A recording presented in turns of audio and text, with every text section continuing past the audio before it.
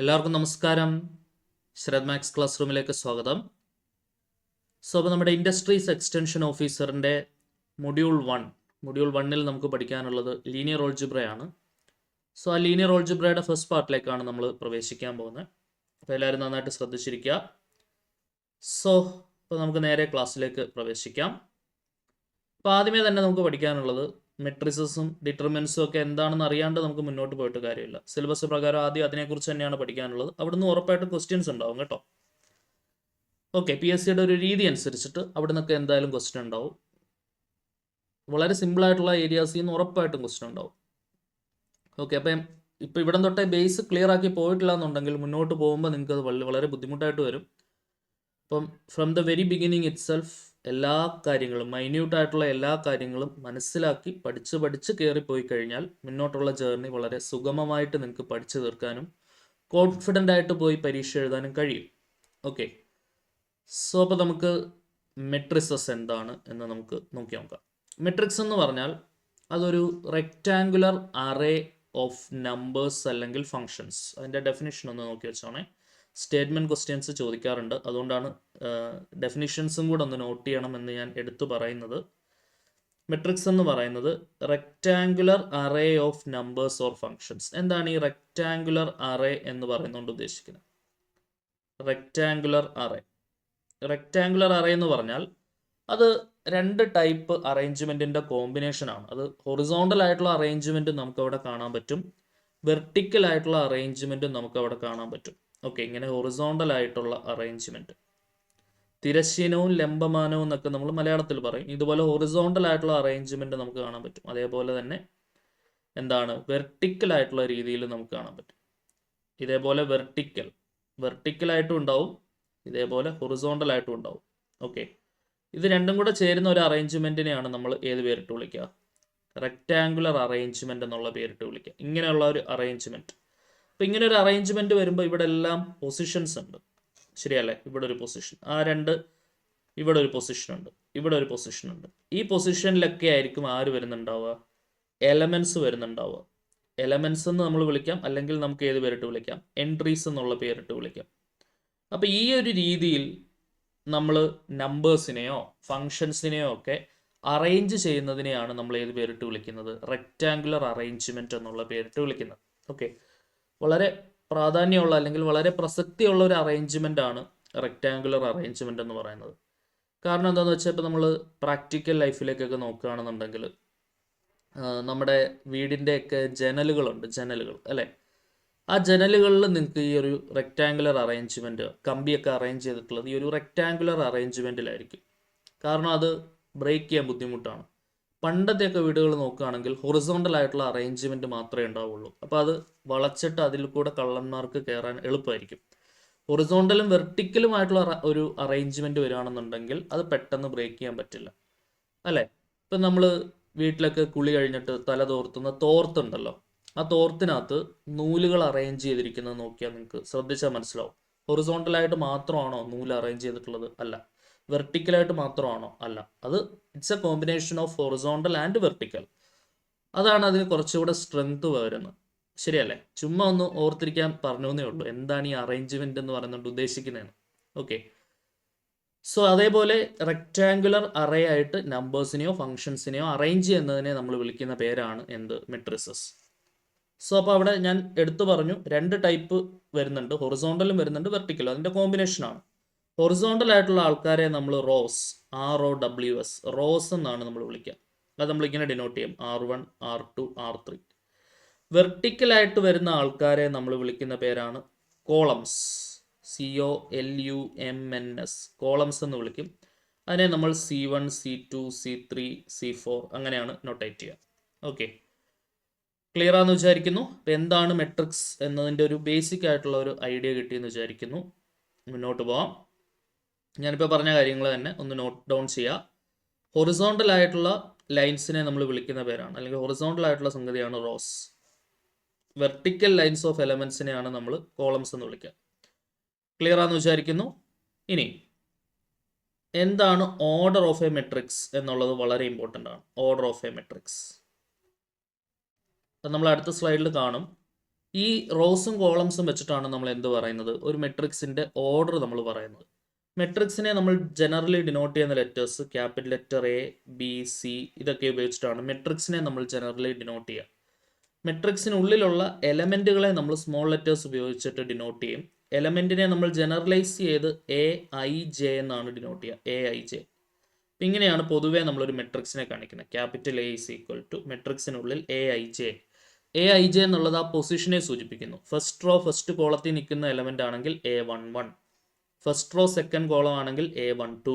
Okay, അതായത് I എന്നുള്ളത് ആ ഒരു റോനെ സൂചിപ്പിക്കുന്നു, ജെ എന്നുള്ളത് ഏത് കോളത്തിലാണോ അതിനെ സൂചിപ്പിക്കുന്നു. ഓക്കെ ആണെന്ന് വിചാരിക്കുന്നു. അപ്പോൾ ഈ ഓർഡർ എന്താണെന്നാണ് ഞാൻ പറഞ്ഞു വന്നത്. ഓർഡർ ഓഫ് എ മെട്രിക്സ് എന്ന് പറഞ്ഞാൽ ജനറലി ഒരു മെട്രിക്സിന്റെ ഓർഡർ എന്ന് പറഞ്ഞാൽ number of rows by number of columns ആണ്. എം ബൈ എൻ എന്നാണ് നമ്മൾ ഡിനോട്ട് ചെയ്യാൻ. ഒരിക്കലും എം ഇൻറ്റു എൻ എന്ന് വായിക്കരുത്.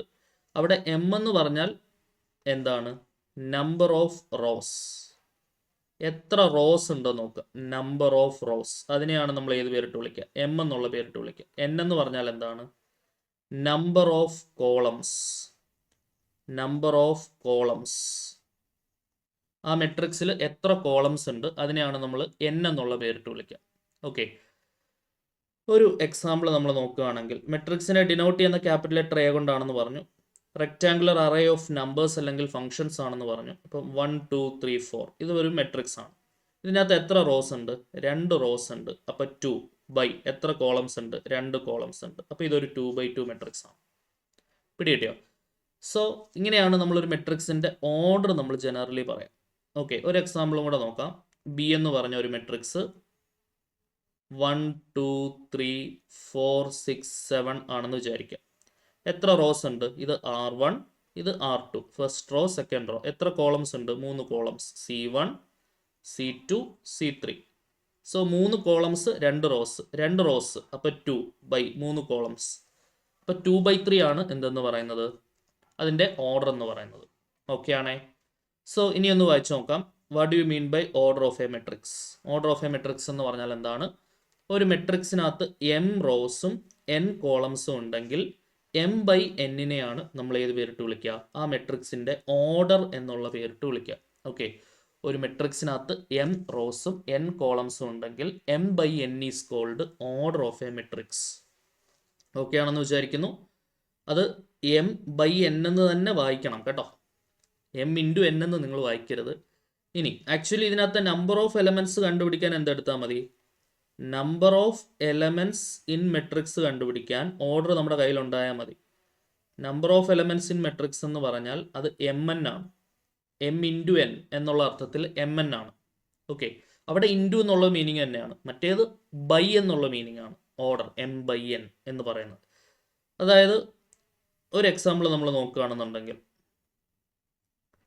ഒരു മെട്രിക്സ് ഞാൻ എക്സാമ്പിളായിട്ട് എഴുതുവാണ്. 1 2 3 4 -1 0 2 3. എത്ര റോസ് ഉണ്ട്, ഇത് R1 ഇത് R2, 2 റോസ് ഉണ്ട്. എത്ര കോളംസ് ഉണ്ട്, C1 C2 C3 C4, 4 columns ഉണ്ട്. ഓക്കെ, അപ്പോൾ ഇതിൻ്റെ ഓർഡർ എന്താണ്, ഓർഡർ എന്താണെന്ന് ചോദിച്ചാൽ നിങ്ങൾക്ക് നിസ്സംശയം പറയാം 2/4 ആണ്. ഓക്കെ, നമ്പർ ഓഫ് എലമെന്റ് ചോദിച്ചു കഴിഞ്ഞാൽ ആ 2 ഇൻറ്റു 4ന്റെ ആൻസർ, അതായത് 8 ആയിരിക്കും നമ്പർ ഓഫ് എലമെന്റ്സ്. അതാണ് mn എന്ന് പറയുന്നതുകൊണ്ട് ഉദ്ദേശിക്കുന്നത്. ജസ്റ്റ് അത് മൾട്ടിപ്ലൈ ചെയ്ത് എഴുതാം, 2ഉം 4ഉം കൂടെ തമ്മിൽ മൾട്ടിപ്ലൈ ചെയ്ത് എഴുതാം. ഓക്കെ ആണോ? സോ അതാണ് ആ മെട്രിക്സിനകത്തുള്ള എലമെന്റ്സിന്റെ എണ്ണം. ഓക്കെ, നമുക്ക് വേണമെങ്കിൽ ഒന്ന് കൗണ്ട് ചെയ്ത് നോക്കാം. 1 2 3 4 5 6 7 8 എലമെന്റ്സ് ആയിരിക്കും ഉള്ളത്. ഓക്കെ ആണേ? യെസ്, സംഭവം ക്ലിയർ ആണെന്ന് വിചാരിക്കുന്നു. ഇനി വളരെ ഇമ്പോർട്ടൻ്റ് ആയിട്ടുള്ള ഒരു ലോജിക്കാണ് അടുത്ത പറയാൻ പോകുന്നത്. ഒരു മെട്രിക്സിനകത്ത് 8 എലമെന്റ്സ് ഉണ്ട് എന്ന് വിചാരിക്കുക. Okay, A matrix has 8 elements. അങ്ങനെയാണെങ്കിൽ അതിന് പോസിബിൾ ആയിട്ടുള്ള ഓർഡേഴ്സ് എന്തൊക്കെയാണെന്ന് ചോദിക്കാറുണ്ട്. പോസിബിൾ ഓർഡേഴ്സ് എന്തൊക്കെയാണ്? ഒരു മെട്രിക്സിനകത്ത് 8 എലമെന്റ്സ് ഉണ്ടെങ്കിൽ അതിന് ഏതൊക്കെ ഓർഡറുകൾ പോസിബിൾ ആണ് എന്ന് ചോദിച്ചു കഴിഞ്ഞാൽ, ഓർഡർ നമുക്കറിയാം, ആ ഓർഡറുകൾ തമ്മിൽ മൾട്ടിപ്ലൈ ചെയ്താൽ ആ എലമെന്റിന്റെ എണ്ണം കിട്ടണം. ശരിയല്ലേ? 1/8 പോസിബിൾ ആണല്ലോ ഓർഡർ. 1 ഇൻറ്റു 8 ചെയ്താൽ എനിക്ക് 8 കിട്ടും. അതായത് ഒരു റോയും 8 കോളവും പോസിബിൾ ആണ്. തിരിച്ചിടാം, 8/1 പോസിബിൾ ആണ്, 8 റോയും 1 കോളവും. പോസിബിൾ ആണ്. പിന്നെ പോസിബിൾ ആയിട്ടുള്ളത് എന്താണ്? 2/4 പോസിബിൾ ആണ്, 4/2 പോസിബിൾ ആണ്. ശരിയല്ലേ? അപ്പോൾ ഇതെല്ലാം തന്നെ എന്തായിട്ട് വരുന്നുണ്ട്? പോസിബിൾ ആയിട്ടുള്ള ഓർഡേഴ്സ്. 2 റോയും 4 കോളവും ആണെങ്കിൽ 8 എലമെന്റ്സ് ഉണ്ടാവും. 4 റോയും 2 കോളം ആണെങ്കിലും 8 എലമെന്റ്സ് ഉണ്ടാവും. So all of these are the possible orders of a matrix with 8 elements. Okay, ഇനി ഇതിൻ്റെ എണ്ണവും ചോദിച്ചിട്ടുണ്ട് ഒരു പ്രാവശ്യം പരീക്ഷയ്ക്ക്. എത്ര പോസിബിൾ ഓർഡേഴ്സ് ഉണ്ടെന്ന് ചോദിക്കാം. ഓക്കെ, അപ്പോൾ പോസിബിൾ ഓർഡേഴ്സ് എഴുതി നോക്കിയിട്ട് കൗണ്ട് ചെയ്യാം. നമുക്ക് ഇവിടെ നോക്കുകയാണെങ്കിൽ 8 എലമെന്റുകൾ വരുന്ന രീതിയിൽ 4 പോസിബിൾ ഓർഡേഴ്സ് ഉണ്ട്. ശരിയാണല്ലോ? അതേപോലെ ഇപ്പോൾ 3 എലമെന്റുകൾ വരുന്ന രീതിയിൽ എത്ര പോസിബിൾ ഓർഡേഴ്സ് ഉണ്ട്? 1/3 പറ്റും, 3/1 പറ്റും. അപ്പോൾ 2 പോസിബിൾ ഓർഡേഴ്സ് ഉണ്ട്. ഓക്കെ ആണേ? അപ്പോൾ അതേപോലെ ചോദ്യങ്ങൾ ചോദിക്കാറുണ്ട്. ആ പോസിബിൾ ഓർഡേഴ്സ് ഏതൊക്കെയാണെന്ന് മൾട്ടിപ്പിൾ ചോയ്സ് ആയിട്ട് ചോദിക്കാൻ സാധ്യതയില്ല. എത്ര പോസിബിൾ ഓർഡേഴ്സ് ഉണ്ടെന്ന് ചോദിക്കാൻ വേണമെങ്കിൽ അവർക്ക് ഒരു പ്രാവശ്യം ചോദിച്ചിട്ടും ഉണ്ട്. ഓക്കെ, ഇമ്പോർട്ടൻ്റ് ആണ്, നോക്കി വയ്ക്കുക. ക്ലിയർ ആണെന്ന് വിചാരിക്കുന്നു. അപ്പോൾ ഓർഡറിനെ കുറിച്ചുള്ള ഒരു അടിസ്ഥാന ധാരണ ഉണ്ടെന്നുണ്ടെങ്കിൽ അത് പെട്ടെന്ന് തന്നെ ആൻസർ ചെയ്യാവുന്നതേ ഉള്ളൂ. ഇനി ജനറലി ഒരു മെട്രിക്സിനെ എങ്ങനെ ഡിനോട്ട് ചെയ്യാം? General representation of a matrix ആണ് നമ്മളിവിടെ കാണുന്നത്. Okay, generally an m/n matrix has represented by the following rectangular array: A11, A12, A13, അങ്ങനെ A1j, A1n, A21, A22, A23, A2j, A2n, അതങ്ങനെ താഴോട്ട് AM1, M2, M3, Mn etcetera up to AMn. അതായത് m റോസും n കോളംസും ഉള്ള ഒരു മെട്രിക്സിനെ നമ്മൾ generally ഇങ്ങനെയാണ് ഡിനോട്ട് ചെയ്യുക.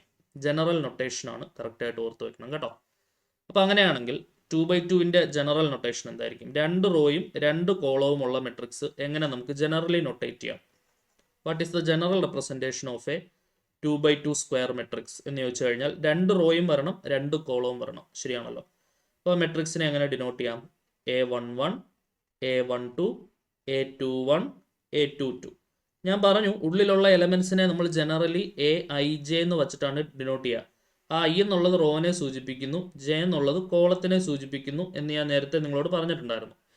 ചുരുക്കി പറഞ്ഞാൽ ആ റോയും കോളവും ചേർന്ന് ആ പൊസിഷൻ സൂചിപ്പിക്കുന്നു, ആ എലമെന്റ് നിൽക്കുന്ന പൊസിഷൻ ഏതാണ് എന്ന് സൂചിപ്പിക്കുന്നു. അതായത് ഇപ്പോൾ A12 എടുക്കുകയാണെങ്കിൽ ഫസ്റ്റ് റോയിൽ സെക്കൻഡ് കോളത്തിൽ വരുന്ന എലമെന്റ് നോക്കാം. അപ്പോൾ അവർ പറയാതെ തന്നെ ആ നൊട്ടേഷനിൽ നിന്ന് പൊസിഷൻ കിട്ടും. ഇതാണ് ഫസ്റ്റ് റോ അല്ലേ? ഞാനിപ്പോൾ ഒന്ന് ക്രോസ് ചെയ്ത് വരയ്ക്കുന്നുണ്ട്. First row, second column, element കിട്ടിയല്ലോ A12. പിടി കിട്ടിയോ? ഇനി A21 എന്താണ്? സെക്കൻഡ് റോയിൽ ഫസ്റ്റ് കോളത്തിൽ നിൽക്കുന്ന element, second row first column, ആ കുരിശ് കൂട്ടിമുട്ടുന്ന സ്ഥലം, അതാണ് ആ എലമെന്റ് A21. പിടി കിട്ടിയോ? അപ്പോൾ ഇങ്ങനെയാണ് നമ്മൾ എലമെന്റിനെ നമ്മൾ ജനറലി ഡിനോട്ട് ചെയ്യുന്നത്. അത് വെച്ചിട്ട് ആ എലമെന്റിന്റെ നൊട്ടേഷനിൽ നിന്ന് നമുക്ക് ആ പൊസിഷൻ എവിടെയാണ് അത് നിൽക്കുന്നത് എന്നുള്ള ഒരു അടിസ്ഥാന ധാരണ നമുക്ക് കിട്ടും. ഓക്കെ ആണേ? അപ്പോൾ ഒരു 2/2ൻ്റെ ജനറലാണ് ഞാനിപ്പോൾ എഴുതി വെച്ചിരിക്കുന്നത്. 3/3യുടെ ജനറൽ എഴുതിക്കേ.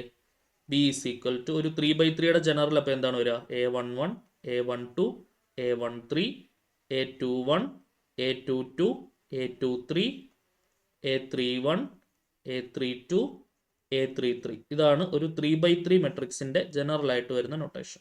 ഓക്കെ, ക്ലിയർ ആണെന്ന് വിചാരിക്കുന്നു. അപ്പോൾ ഇതൊക്കെ ഒന്ന് അറിഞ്ഞിരിക്കുക, ജനറലി എങ്ങനെ റെപ്രസെന്റ് ചെയ്യാം. അപ്പോൾ ജനറലി ഒരു m/n എങ്ങനെ റെപ്രസെന്റ് ചെയ്യാമെന്നാണ് നിങ്ങൾ സ്ലൈഡിൽ കാണുന്നത്. പക്ഷെ നമുക്ക് അത്രയും വലുതൊന്നും ചോദിക്കില്ല. ഇപ്പോൾ 2/2, 3/3 ഒക്കെ ജനറലി എങ്ങനെ എഴുതാം എന്നുള്ളത് അറിഞ്ഞിരിക്കണം. ഓക്കെ, അങ്ങനെയാണെങ്കിൽ നമുക്കൊരു ക്വസ്റ്റ്യൻ നോക്കാം. ഒരു മെട്രിക്സിന് 8 എലമെന്റ്സ് ഉണ്ട്. ഇപ്പം നമ്മൾ ചെയ്തതേ ഉള്ളൂ. അങ്ങനെയാണെങ്കിൽ അതിൻ്റെ പോസിബിൾ ആയിട്ടുള്ള ഓർഡേഴ്സ് ഏതൊക്കെയാണെന്നാണ് ചോദ്യം. ഏതൊക്കെയാണ്? 1/8 ഒരു പോസിബിൾ ഓർഡറാണ്, 8/1 ഒരു പോസിബിൾ ഓർഡറാണ്, 2/4 ഒരു പോസിബിൾ ഓർഡറാണ്, 4/2 ഒരു പോസിബിൾ ഓർഡറാണ്. ഇത്രയും പോസിബിൾ ഓർഡേഴ്സ് ആണുള്ളത്. നമ്പർ ഓഫ് പോസിബിൾ ഓർഡേഴ്സ് ആണ്